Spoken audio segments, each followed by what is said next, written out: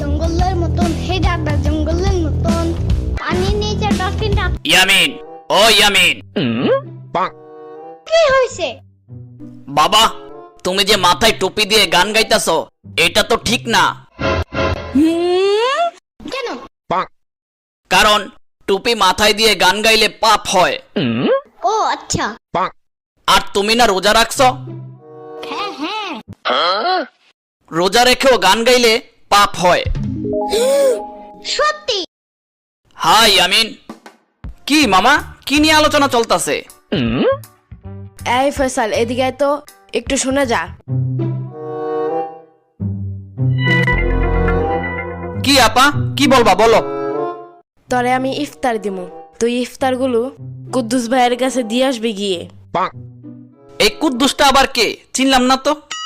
কুদ্দুস হইল তোর দুলা ভাইয়ের তালতের ঘরে খালতো ভাই। হ্যাঁ, তালতের ঘরে খালতো ভাই মানে? এক সময় তোর দুলা ভাই আর কুদ্দুস একই বাসায় ব্যাচেলর মানে ম্যাচে থেকে কাজ করতো। এখন তো তোর দুলা ভাই বিয়ে করছে, তাই কুদ্দুস ম্যাচে একাই থাকে, তাই তার ইফতার বানায় দেওয়ার মতো কেউ নাই। প্রতিদিন কিনে খায় সে ইফতার, তাই আজকের ইফতার কুদ্দুস ভাইকে আমরাই দিব। এক সময় তোর দুলা ভাইরে ভালোবেসে মফিজ বলে ডাকতো। কি কসাফা? দুলাভাইরা মুফিজ বলে ডাকতো? নাম তো তাইলে ঠিকই দিছিল। কি বললি? না মানে আসলে এতগুলা ইফতার নিয়ে আমি একা যাইতে পারবো না। এতগুলা খাবার নিয়ে একা একা গেলে যদি ভূতে ধরে আমারে। ওই বেটা, রমজান মাসে কিসের ভূত? এক মাসের জন্য সব ভূত পেতনি শয়তান সব বন্দি থাকে। মিথ্যা কথা দুলা ভাই। মিথ্যা কথা মানে? কি বলতে চাস? ফয়সাল কি বুঝাইতে চাইছে জানেন? না তো, কি বুঝাইতে চাইছে? রমজান মাসে যদি সব শয়তানে বন্দি থাকে তাহলে ফয়সাল কেমনে বাইরে থাকবো, এটাই বুঝাইতে চাইছে, তাই না ফয়সাল? হ শ্রাবণী, ঠিক কইছস।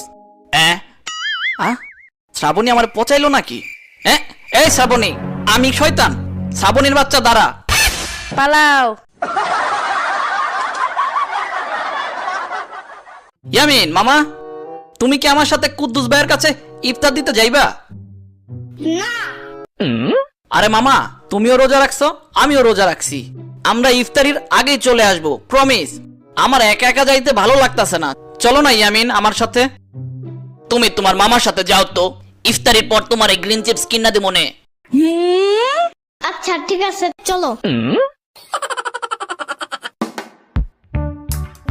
ওই বেটা, তোরা দুইটাই যখন বাইরে যাবি তাইলে সম্পারও নিয়ে যা, ঘুরে আসবে না তোদের সাথে।